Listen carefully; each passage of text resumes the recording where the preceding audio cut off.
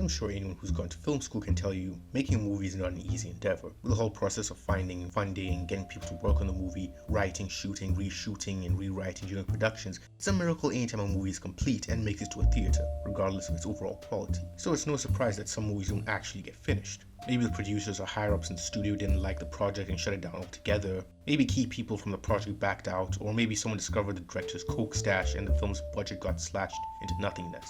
Either way, the movie either gets canned or the script gets completely revised. This isn't an obscure practice, many movies get changed drastically all the time. So today I wanted to delve into movies that never quite made it to the big screen, to see what kind of movies or sequels we could have gotten.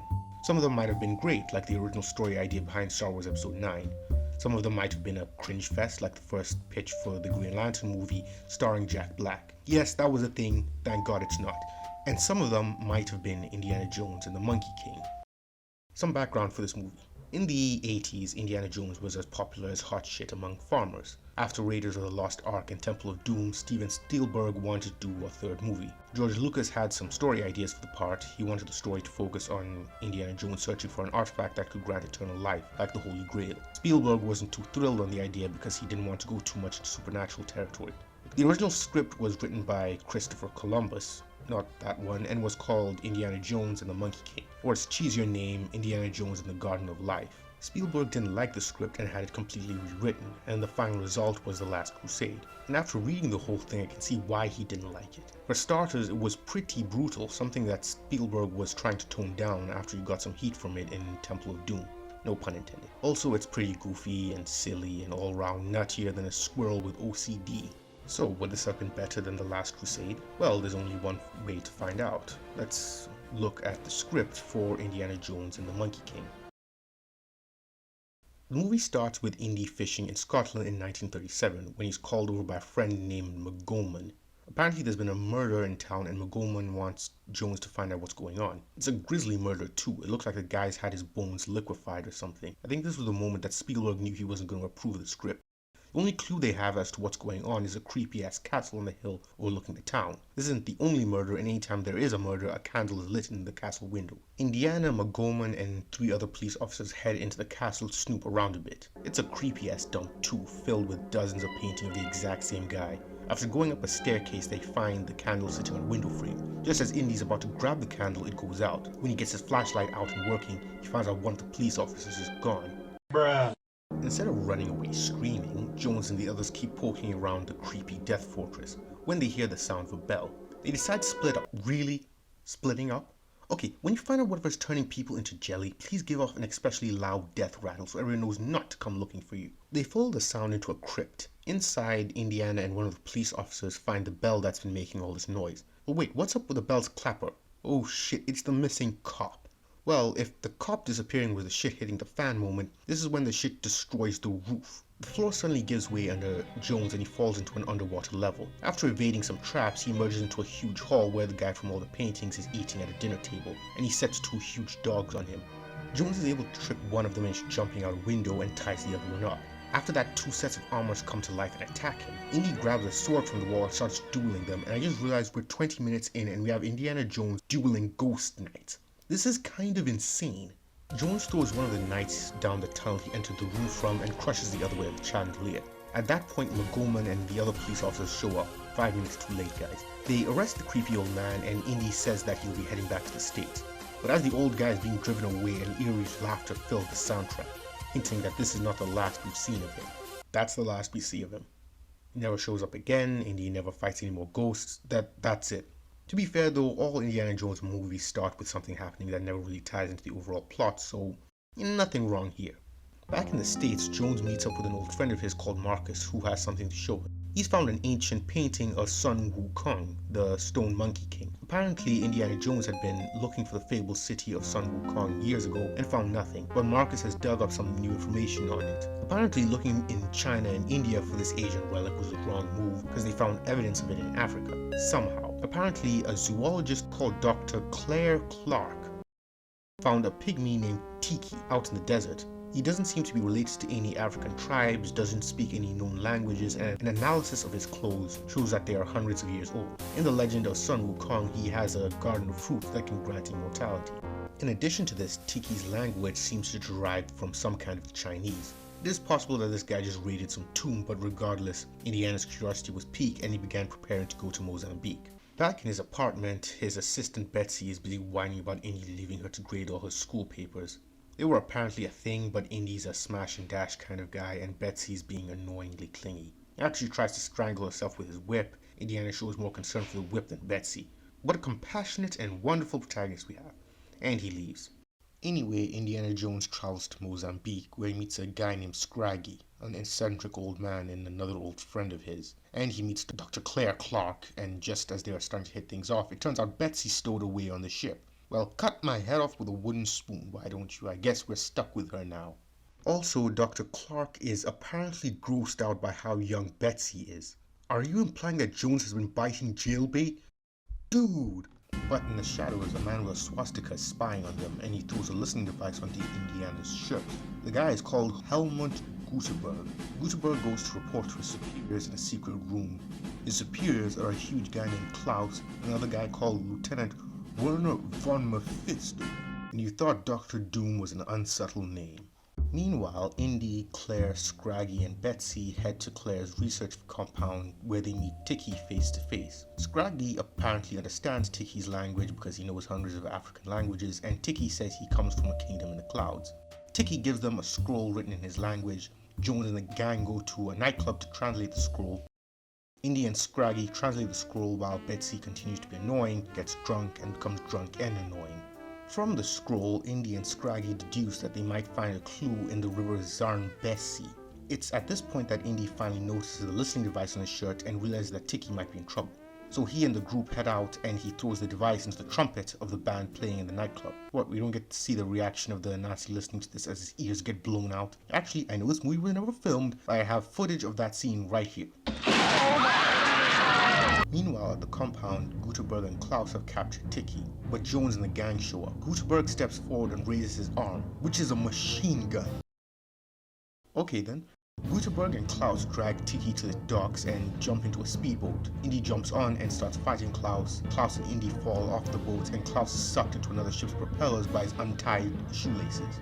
Really turning down the gore there, I see. Claire and Scraggy get themselves a speedboat, pick up Indy and start chasing after Gutenberg. The chase that follows is admittedly pretty cool. Think the speedboat chase in The Last Crusade, but in the pitch black of night as objects are flying by at breakneck speed. The boat gets totaled, but Indy uses his whip to attach himself to Gutenberg's boat and starts skiing after them. Oh come on. There's even a scene that was repurposed for The Last Crusade when one of the Nazi speedboats drives between two huge ships that are being pushed together and gets crushed. Regardless, Jones loses the boat and he meets back up with Claire and Betsy, the former of whom is still drunk.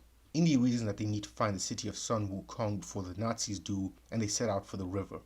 The four take a huge riverboat while Scraggy bathes in onion juice, and Betsy continues to be annoying and whines and nobody treats her with respect, ignoring the fact that nobody wanted her to be here in the first place and she's been less than useless the entire time. For reasons more elusive than the Holy Grail, Indy promises to treat her better. But, unbeknownst to all of them, a member of the ship's crew is listening in on them and reporting back to Gutenberg and Mephisto. Bright and early the next morning, the ship is attacked by pirates. In a bit of inappropriateness, the screenwriter describes as Asian pirates as Oriental. Dude, not cool. Anyway, a heated battle ensues between the pirate crew and the riverboat crew. Betsy for once shows some usefulness by saving Scraggy from a pirate. Dr. Claire gets carried off by a pirate and Indy jumps onto the pirate ship to get her back. After decapitating a pirate with a cannon, nice, clean, and PG-13, Jones squares off with the biggest and baddest of the pirates, a beast of a man named Kenzur. The two engage in a sword fight on the deck of the ship. For all the faults in the script, there's a lot of action and it's all gold. The two ships start heading towards a waterfall and Scraggy tries to pull the riverboat away, but Jones orders him to push straight ahead, along with a pirate ship. It turns out the waterfall was fake and opened off into a huge cavern, which is filled with more pirates.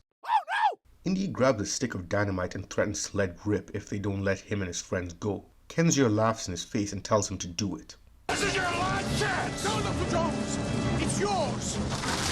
Jones realizes that he'll need a better bargaining chip and tells Kenzur he can take him to the City of Sun Wukong and that they're even in the cave he was looking for, but only he knows how to translate the scroll and only he can lead them there. Kenzur agrees and the riverboat crew are released. Sometime later, Jones and Kenzie are downing some whiskey while Scraggy continues to translate the scroll, and Betsy and Claire for once aren't being annoying. Indy and Kenzie find a map in a hidden crevice, and Kenzie tells him he can take him to where the coordinates lead. It's a village he trades with. The next day, Indiana Jones, Kenzie, Scraggy, Betsy, Claire, and a bunch of pirates and crew members from the riverboat head out into the jungle. Whilst they're walking, they hear a loud rumbling noise that suddenly stops. They get to the part of the jungle where the tribe's supposed to reside and have to avoid a bunch of traps. One guy gets yeeted away by a tree branch, another guy falls into a scorpion pit. They have to avoid lions, but eventually they find the tribe, who all pull bows and arrows on them. Indiana Jones asks Kenzie if the biggest guy in the tribe is actually their leader, but Kenzie points out that the leader is actually the severed head in the guy's belt. That's not good. Anyway, Indiana asks Scraggy if he knows their language, and page 73 missing from the hard copy. Wait, what? I could not find a copy of this with the 73rd page. I checked everywhere, and by that I mean I googled it. Well, it's just one page, not that much could have happened in that time, right? Okay, so what happens on the 74th page? Scraggy is being shoved into an oven, but Scraggy speaks to them in Tiki's language and tells them that they were sent by Sun Wukong, so the village elders let them go and gives him a special mirror, saying they should know what to do with it. The next day, the group are met with the same rumbling noises they heard the previous day, this time much closer. It's a horde of wildebeests that tear through the village, destroying it. Jones and the others barely evade them, and Claire points out that they don't often stampede unless they're spooked. We finally see what's causing all the ruckus when something emerges from the tree lines, and it's a giant 100-foot tall super tank with dozens of guns and cannons on it. Hey, Bethesda, I heard you were making an Indiana Jones video game, right? Well, here's the script for it. Right here. This is the perfect script for a video game. Helmut, Gutenberg, and Tiki are inside this tank along with a dozen other Nazi soldiers. So how is Indy supposed to take this thing on? Well, first he gets chased by a rhino. Then he rides the rhino into a charge against the super tank. By the way, I'd just like to point out, I'm not making any of this up. He jumps on the tank and starts climbing up the while the Nazis pour out the hatches around the tower. Meanwhile, the tank chases the rest of the group, and their only course of action is to climb up a tree overlooking a large ravine. The spy reveals himself and tries to take them hostage, but Kenzie kicks him off the tree and into the ravine. In another scene that would be repurposed for The Last Crusade, the tank is actually going to fire on the tree with all the people on it, but Jones rips off a headlight and shoves it into the gun, causing it to backfire and kill the gunner. My video game joke wasn't far off, since when Indiana gets to the top of the tank, he has to fight Gutenberg again. And this time he's on a time limit. Since the driver's dead, the tank is speeding straight towards the tree. Indy knocks out Gutenberg and stops the tank just before it hits his friends off the edge. Anyway, the gang is reunited with Tiki, who shows them how to use the mirror. Apparently, in its reflection, they could see a city in the clouds over a specific mountain and begin heading there in the super tank. After some time of traveling, the group gets to the mountain where they are set upon by huge dark figures who rain rocks down on the tank from above. Indy takes a peek out the window and is dragged out, revealing the figures to be gorillas. Tiki speaks to them and apparently they understand him, and they lead him, his friends, and the crew from both sides and a tied up Gutenberg to the City of Sun Wukong. I'll admit, the description of the city make it seem pretty amazing. The team are brought to the main palace where they meet the king of the city, apparently the father of Tiki. Indy is about to ask the king if they have any evidence of Sun Wukong himself he can take with him, while Gutenberg is able to untie his hands and loads his machine gun arm with a bullet he hid in his mouth. With it, he shoots the king of the city. Naturally, the natives surround him and start kneeling to him. Well, apparently since he killed the ruler of the city, he's now the new king. Oh shit. Indy and the gang are grabbed and taken to a coliseum where Indy is to be set upon by some more wildebeest, while Gutenberg watches from his new private booth, gorging himself on food and with Scraggy literally on a leash. Now this next part is pretty confusing. Indy yells Heil Hitler, and apparently Gutenberg can't help heiling Hitler himself, so he salutes so hard his machine gun arm gets stuck in the roof and breaks off. Scraggy grabs it, and now that he has the hand that killed the king, he's the new king. Scraggy tells the natives to grab Gutenberg, but he runs away out the city and right into Von Mephisto, who's been tracking him. With an army of Nazis on their doorstep, Indiana Jones rallies his troops and everyone begins fighting back the invaders. I'm not gonna lie, this last battle's pretty damn good because everyone's able to contribute in a meaningful way to the fight. Scraggy and the riverboat crew launch burning balls of hay at the Nazis, Kenzie and his pirates fight Nazis crossing a shark-infested moat, and there's an insane moment when Kenzie falls into the moat. Instead of the shark biting him, he takes a bite out of the shark. Claire and Betsy get surrounded by Nazis, but Claire makes bird noises, calling down a swarm of birds to tear the Nazis apart. A bunch of guerrillas take over a tank and start firing it at other enemy tanks. Someone needs to make up a word for how nuts this is. Meanwhile, Indiana gets chased by Gutenberg, now sporting an electric shooting arm. I'm guessing this new word should be gobbledygook. Jones is able to trick Gutenberg into electrocuting himself and has a shootout with Von Mephisto, which takes him back into the Coliseum. Indy gets shot but shoots a big bell that knocks Von Mephisto into a nearby tiger pit. The Nazis are all destroyed, but many of the natives of the city are killed, including Indiana Jones, who succumbs to his wounds. All the dead are taken down a secret path by the guerrillas to the fabled city of immortal fruit. In the center is a glass chamber with a skeleton of Sun Wukong himself.